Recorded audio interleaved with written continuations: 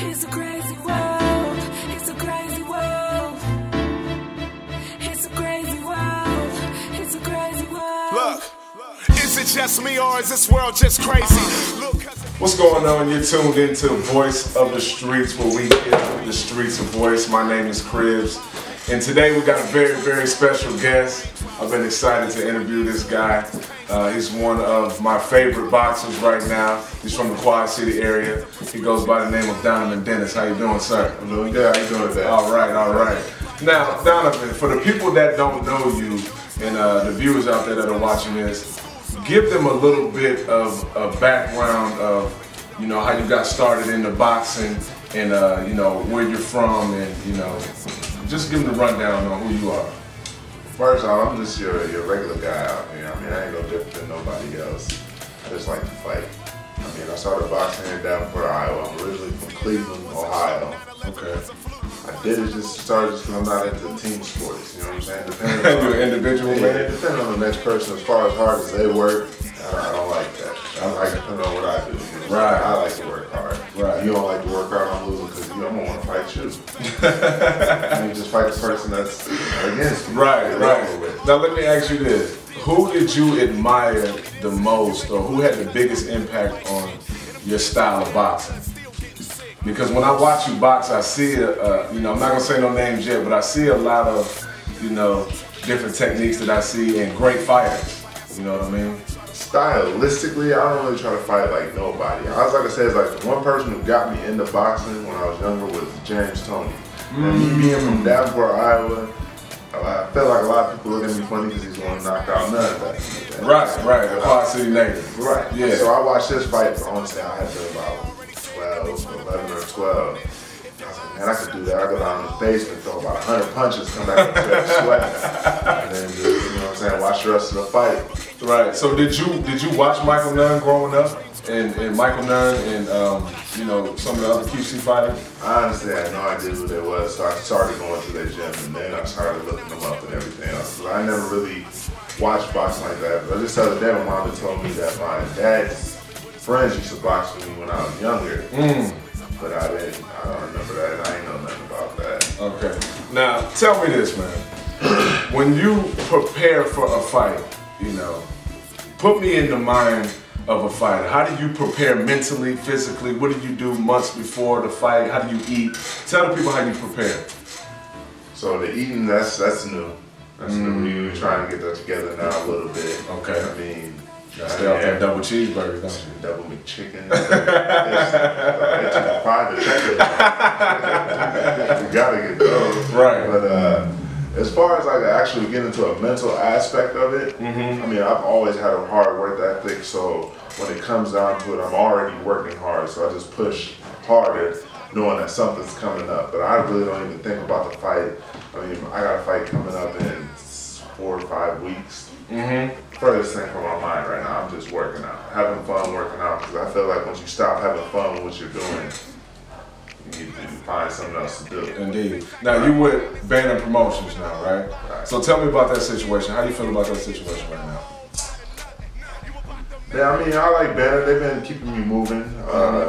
As far as everything going, if everything goes well, I can see them taking me to the next level. Even, I mean, whatever happens, they're cool people. I've learned to like them. But with anything, there's always negatives and positives with anybody you mess with. Now, your last fight, you know, I watched it, and I spoke to you about this. I was in a bar, and it was a couple cats I was sitting next to, and they was like, Donovan needs to duck and roll, Donovan needs to duck and roll. How do you deal with the people outside the ring that hate, that try to influence, you know, your way of fighting? Like, how do you deal with the hate? As far as that, like, who was it? A guy, Mario, back in the day when I was in the gym, I want to say I was like 14 or 15, told me the best advice ever. He told me, listen to everybody. No matter what it is, just listen to everybody and take from it what you want. Okay. So ever since then, I've always just, even if I know they're talking complete bullshit, right, I'll listen to you. Just to listen to you. You might tell me something, because and then you get finished it up by like a bum came to me in the street and said, whenever you have a kid, make sure your kid has your last name. You always have the right to see your kid. And your name lives on it. Right. Right. And all that. So, I mean, just that's something that just always stuck with me. So ever since then, I've always listened to people. I don't know what everybody says. Right, right. And I ask people around me that I really don't. I mean, they say I don't listen, but I do listen. You take it with a grain of salt. Right. Yeah, indeed. So tell me this. What would you say is the level of commitment that you must have to reach your stature? Like, because you know there might be some young aspiring boxers out there watching this, and you know they might not know what it takes to get to this level that you're on. I mean, you fighting on ESPN, that's big, man. You know. So what's the level of commitment that you gotta have? Anytime you have any type of doubt in your mind about what you're doing, or you know what I'm saying, you're dreading going to do what you do, you're in the wrong business. So I feel like anybody coming up, if you're not 100% committed to what you're doing, right, you need to find something else. You no. might be in 50-50, whatever. Okay, you're doing a little bit, but you're never gonna reach that greatness of it. You know what I'm saying? Where you want to be the top. Yeah. I actually got a chance to watch you train the other day. And I was surprised, man, because I didn't know how much effort and energy that boxers have to exert when they're training. Tell me a little bit about your new trainer and what type of new things has he implemented into your fighting strategy. Now, what you're saying is how physical it is and everything else, just as much as it is physical, it's, I want to say 4 times as much mental. You know what I mean? I might be dead tired or whatever, but I have somebody else tell me something. Like, I pick up little things that everybody else says. So no matter how tired you are, let's just say you're dead tired. People will come with some type of bite you. You know what I'm saying? Like, you don't have the energy to move and get out of there, rest, do whatever you got to do to get out. So with that type of mind thought, like unless I'm that tired where I'm about to faint, pass out, or whatever, it's all mental from that point. Right. Like back in the day when with slavery, they used to run 100 miles just to get free. To get free. You know what I'm saying? Right. Yeah, for days at a time. They was tired, but mentally they wanted to be free, so they willed themselves through it. You know what I mean? So now with my trainer, he's making me think more. I'm getting tired, making me tired, and think while I'm tired.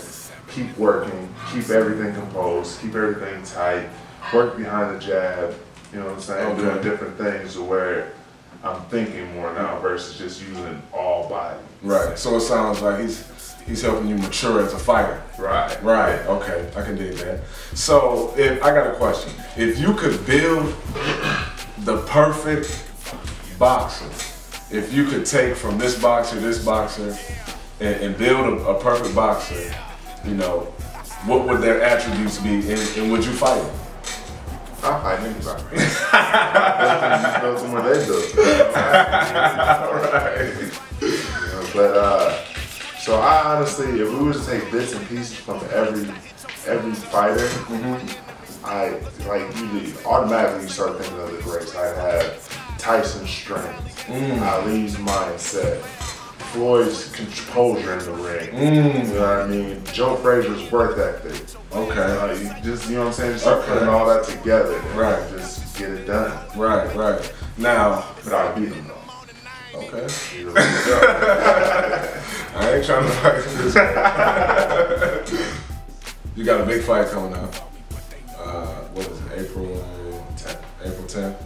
Who you fighting against? Romanian. Now, did you get a chance to see him fight? I know you said you don't like to watch. Yeah, honestly, the only fight that I seen that night was they showed the highlights of Naked Stop, and like I seen the last 30 seconds of Jason Estrada. Okay. Fight. Okay. Those are the only fights that I had seen. And then I was the last fight. So I mean, I was just so much staying in tune with what I was doing, what was going on with me. Right. I wasn't paying attention. Well, you seem like a focus, one of the focus cats I've seen around here, man. And you got my support. And, you know, I hope the Quad City jumps behind Donovan Dennis April 10th. Is it ESPN 2? Yes. ESPN 2. I'm looking for a good fight. You seem like you're more mature. That jab looking good. You know what I mean? Ain't ready for this though.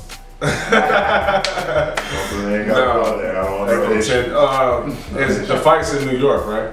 No, it's in Pennsylvania. Pennsylvania? Pennsylvania. Okay, so April 10th, Donovan Dennis, ESPN 2. Right, yeah. Ready to Word. Now, you know, I'm gonna touch on this because I've experienced this myself. You know, in the music business, in my career, I took a fall. You know what I mean? And when I got back up, I was stronger. You know what I mean? So tell me how, you know, when you fought Nate Heaven, how that changed your mentality. Well, I mean, it didn't really change anything. The biggest downfall and the greatest asset I have about myself is my anger. You know what I'm saying? It'll break me, but then it'll bring me back up. That night after I got through fighting, I wanted to go right. I wanted to go back and work. I was like, I had a headache, my head hurt, everything else. But you know what I'm saying? I still wanted to work. I was back in the gym, was a day later, working, back to doing it. So it's just, I was upset, I was mad. That's the only thing I knew was just keep working, go hard at it. Yeah, and see, I can relate to that, man. So how does that happen with you? Well, you know what? Well, I mean, I was in New York, did a show in New York, got booed, you know, and it made me hungry. You know what I mean? So I can kind of relate. You know, music and boxing go together. You know what I mean? And you know, when I took that fall, I wanted to get back up and go harder. And I had something to prove. You know what I mean? So you know, now I'm back on it. And so what did you do to get back on it? What did you want to do? I don't know what you did to do it. Look at this, he throwing jabs at me. What did you do it? You know what I did? New material coming. I got some. Look at this man. He throwing jabs now, man. I got some new material coming. You know what I mean? When that happened to me, it changed my mentality. It changed my mentality from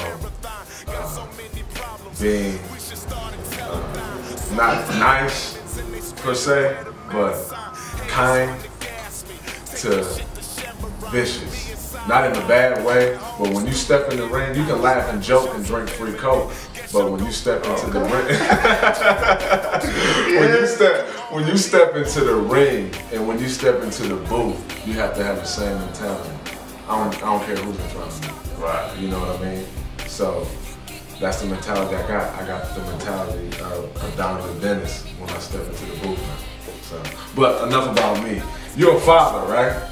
Yeah, I'm a father going on 7 months now. How does that feel? How does that feel for you? It's a great experience. I mean, honestly, everybody says, how does it change you as a person? You feel, you know what I'm saying, you got more responsibilities and all this and that. Yes, you do have more responsibilities, but me being who I am, I'm a big kid. Right. So I just got another friend. Right. I got a friend that's going to be with me through thick and thin now the rest of my life. Right. And with that being said, there's actually another one on the way. Oh, this man. We double trouble. This man in 2 rings. I say, hey, I'm getting older, you know what I'm saying, 27. So let's do it. It's time to start making a family. It's time to start making a family. I want this to go out with a freestyle. You are a freestyle. No. Boxing is the same thing. Honestly, everything I do with music. So what you saying, man? You know what I'm saying? I'm a fan of yours. Just how they pay you to get in the ring, they pay me to rap. Thank y'all for tuning in. Voice of the Streets. Donovan Dennis, it was great kicking it with you, man, hanging out. I'll kick a freestyle for y'all on camera. But y'all rappers is dead, though. So, unfortunately, I'm not going to be able to get out there to Pennsylvania and watch you fight. But is there a place locally that, you know, me, myself, or others that are watching can go and maybe watch you down? My official fight party is going to be at the Hawkeye Tap in Davenport, Iowa on April 10th. Just make sure you guys come check that out and support me. Thanks for coming out, man. I appreciate your time. You definitely have a voice in the street. So, you know, the Quad City's behind you 110%, man. And we hope you bring home the belt, man. All right, man, definitely appreciate it. Look for that CD. All right, I got you, bro. I got you. And thank you for tuning in to the Voice of the Streets. Peace. The arc might sink. Dear Mr. President, can you tell me this? If you making budget cuts while we living like shit, and them kids off in Africa is still getting sick. Shit, I swear I can't maintain. Waking up every day, it's the same thing. Tell me, will this pain ever go assemblies, I probably try to